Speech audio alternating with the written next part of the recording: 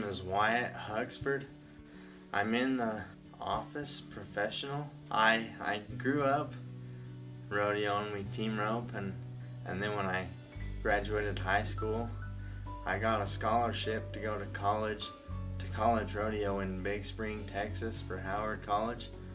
After one weekend at the college rodeo, I got in a car wreck and I had a brain injury, and when I got to the hospital, they're like, there's no way we can work on this guy's pelvis because my head injury was so bad. They told my parents just to put me like somewhere, a care center close to home, to where they could come see me. They said I would never go back to school and never talk, or they said if I woke up I would revert back to my early childhood.